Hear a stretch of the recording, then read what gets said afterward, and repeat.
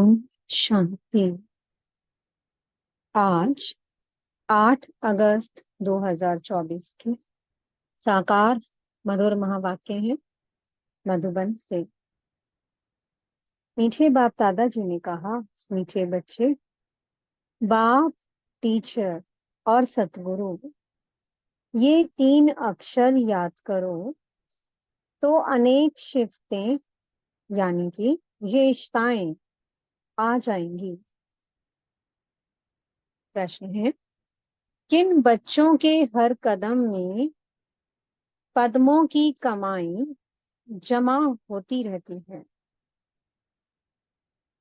उत्तर है, जो अपना हर कदम सर्विस में बढ़ाते रहते हैं वही पद्मों की कमाई जमा करते हैं। अगर बाबा की सर्विस में कदम नहीं उठाएंगे तो पदम कैसे पाएंगे? सर्विस ही कदम में पदम देती है। इसी से पद्मा पदम पति बनते हो। प्रश्न है, किस राज को जानने के कारण तुम बच्चे सभी के कल्याणकारी बनते हो? उत्तर है, बाबा ने हम बच्चों को ये राज समझाया है कि सभी की ये एक ही हट्टी है, यहाँ सबको आना ही है। ये बहुत घुइया राज है। इस राज को जानने वाले बच्चे ही सबके कल्याणकारी बनते हैं।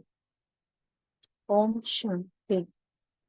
रूहानी बाप के रूहानी बच्चे, ये तो हर एक जानते होंगे कि बाबा हमारा बाप भी है, टीचर भी है और सतगुरु भी है।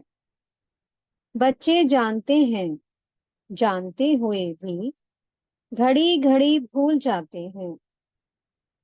यहाँ जो बैठे हैं वह जानते होंगे ना, परंतु भूल जाते हैं। दुनिया वाले तो बिल्कुल नहीं जानते। बाप कहते हैं, सिर्फ ये 3 अक्षर भी याद रहे तो बहुत सर्विस कर सकते हैं। प्रदर्शनी अथवा म्यूजियम में तुम्हारे पास बहुत आते हैं। घर में भी मित्र संबंधी आदि बहुत आते हैं। कोई भी आए तो समझाना चाहिए कि जिसको भगवान कहा जाता है वह बाबा भी है, टीचर भी है और सतगुरु भी है। ये याद हो तो भी ठीक है, और कोई की याद ना आए और कोई को तो ऐसे कह ना सके। तुम बच्चे जानते हो हमारा बाबा बाप भी है, टीचर भी है, सतगुरु भी है। कितना सहज है। परंतु कोई कोई की तो ऐसी पत्थर बुद्धि है जो ये 3 अक्षर भी बुद्धि में धारण नहीं कर सकते, भूल जाते हैं। बाबा हमको मनुष्य से देवता बनाते हैं क्योंकि बेहद का बाप है ना। बेहद का बाप है तो जरूर बेहद का वर्षा ही देंगी।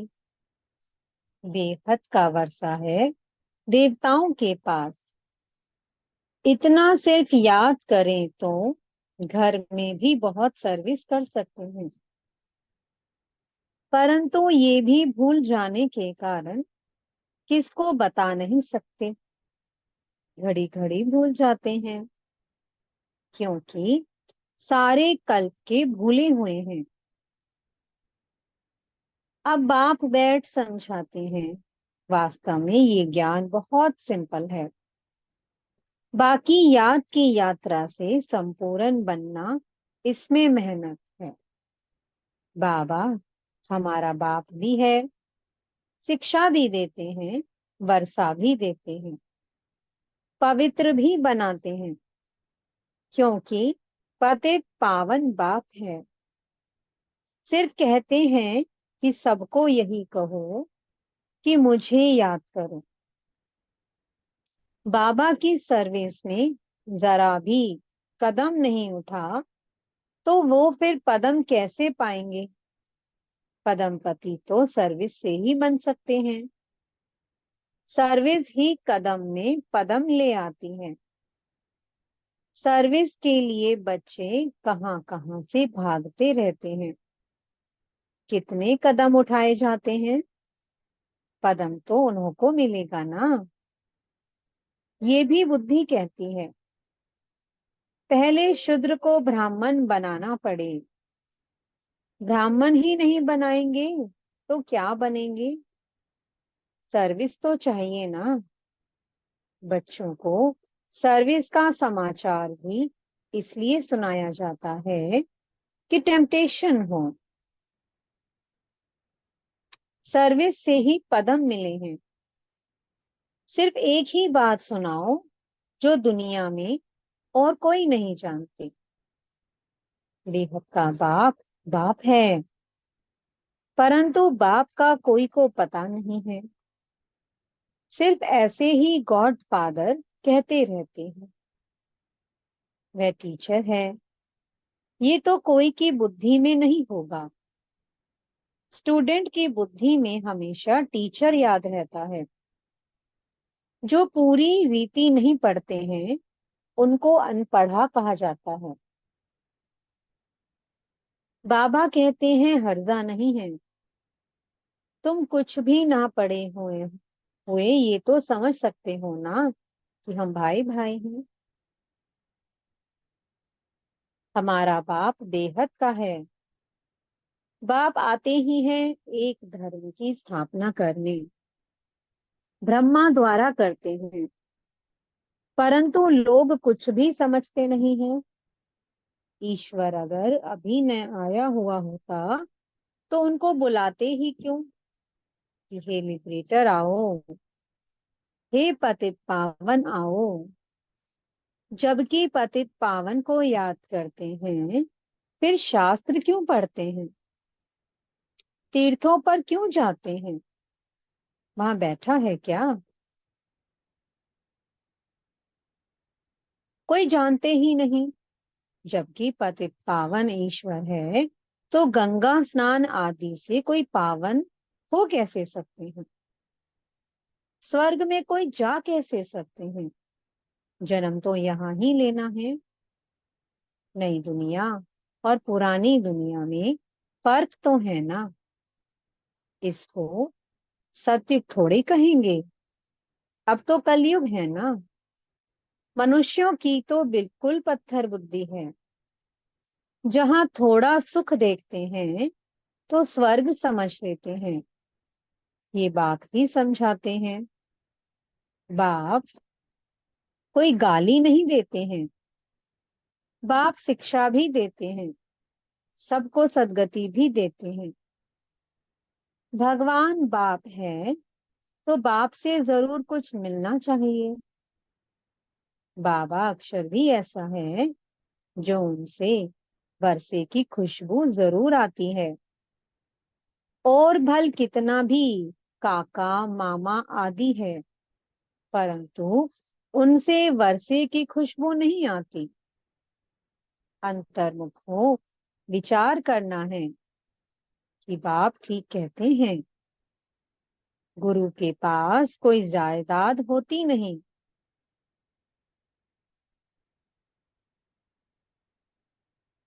वह तो खुद ही घर बार छोड़ते हैं। तुमने सन्यास किया है विकारों का। वह तो कह देते हैं हमने घर बार छोड़ा।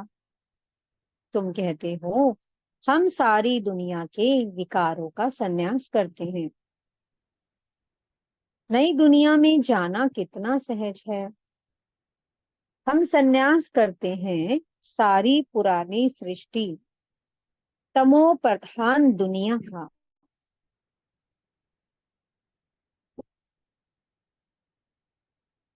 सतयुग है नई दुनिया। ये भी जानते हो नई दुनिया थी जरूर। सब गाते हैं स्वर्ग कहा ही जाता है नई दुनिया को, परंतु वो लोग सिर्फ कहने मात्र कह देते हैं, समझ कुछ नहीं है। तो बाप बच्चों को कहते हैं, सिर्फ ये विचार करो, बाबा हमारा बाप भी है, शिक्षक और सतगुरु भी है, सबको ले जाएंगे, अक्षर ही दो हैं, मन मना भव। इसमें सब आ जाता है, परंतु ये भी भूल जाते हैं, पता नहीं बुद्धि में क्या क्या याद रहता है। नहीं तो रोज लिख कर दो कि इतना समय हम किस अवस्था में बैठे थे। तुम बैठे हो बाप, टीचर, सतगुरु के सामने, तो वही याद आना चाहिए ना। स्टूडेंट को टीचर ही याद आएगा ना। परंतु यहाँ माया है ना, एकदम माथा ही मोड़ देती है, सारा राज्य भाग्य ही ले लेती है। तुमको पता नहीं पड़ता है, आए तो थे वर्षा लेने, परंतु मिलता कुछ भी नहीं। ऐसे ही कहेंगे ना, भल स्वर्ग में तो चलेंगे, परंतु वह कोई बड़ी बात थोड़ी है। यहाँ आए भल, परंतु पढ़े नहीं, फिर स्वर्ग में तो जाएंगे ना। यहाँ तो बैठे हैं ना, समझते हैं स्वर्ग में जाना है, फिर क्या भी बने, वह तो पढ़ाई नहीं हुई ना। थोड़ा भी सुना तो उसका फल मिल जाता है। पढ़ाई से तो बड़ी स्कॉलरशिप मिलती है। बाप से ऊंच से ऊंच पद पाना है तो पुरुषार्थ करना पड़े। पढ़ाई याद होगी तो 84 का चक्कर भी याद आ जाएगा। यहाँ बैठने से सब याद आना चाहिए, परंतु ये भी याद आता नहीं है।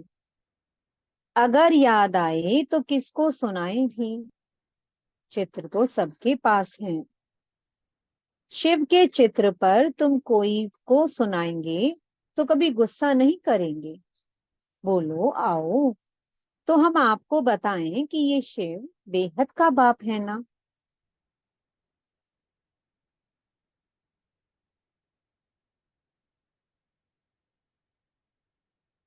इनके साथ आपका क्या संबंध है, ऐसे फालतू चित्र तो नहीं होगा। शिव के लिए जरूर कहेंगे ये भगवान है। भगवान तो निराकार ही होता है, उनको बाप कहा जाता है। वह शिक्षा भी देते हैं। तुम्हारी आत्मा शिक्षा लेती है, आत्मा ही सब कुछ करती है। टीचर भी आत्मा बनती है, बाप भी इस रथ पर आकर पढ़ाते हैं, सतयुग की स्थापना करते हैं। वहां कलयुग का नाम निशान ही नहीं। मनुष्य कहाँ से आएंगे, सर्विसेबल बच्चों को सारा दिन ख्याल चलते रहते हैं।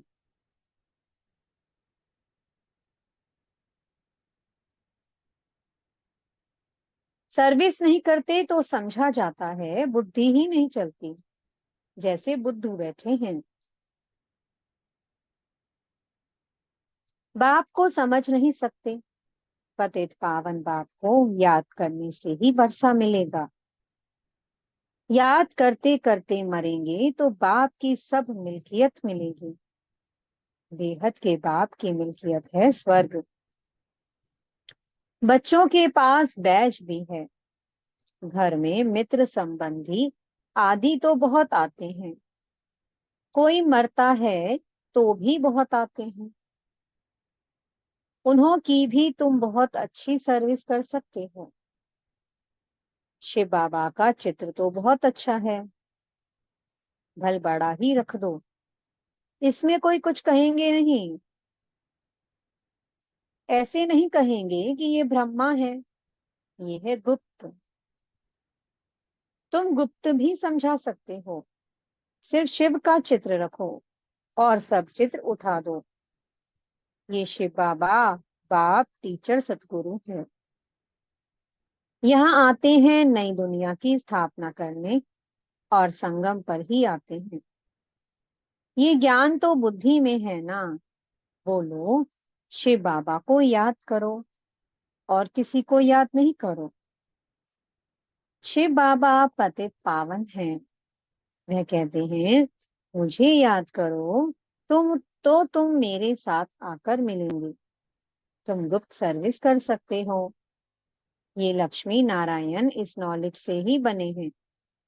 कहेंगे, शिव बाबा निराकार है।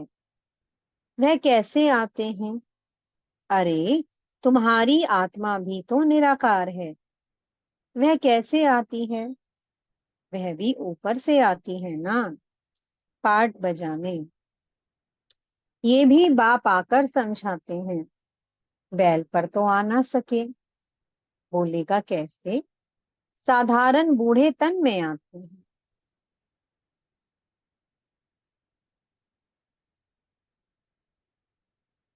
समझाने की भी बड़ी युक्ति चाहिए। कोई कहते, तुम भक्ति नहीं करते हो। बोलो, हम तो सब कुछ करते हैं। युक्ति से चलना होता है। किसको उठाने के लिए सोचना चाहिए कि क्या युक्ति रचे। कोई को नाराज भी नहीं करना है। गृहस्थ व्यवहार में रहते सिर्फ पवित्र रहना है। तुम कहते हो, बाबा सर्विस नहीं मिलती है। अरे, सर्विस तो बहुत कर सकते हो। गंगा जी पर जाकर बैठ जाओ। बोलो, वह पानी में स्नान करने से क्या होगा? क्या पावन बन जाएंगे?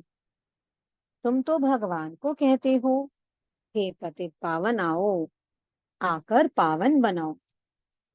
फिर वह पतित पावन है या ये? ऐसी नदियां तो ढेर हैं। बाप पतित पावन तो एक ही है। यह पानी की नदियां तो सदैव है ही। बाप को तो पावन बनाने के लिए आना पड़ता है। आते भी हैं पुरुषोत्तम संगम युग पर, आकर पावन बनाते हैं।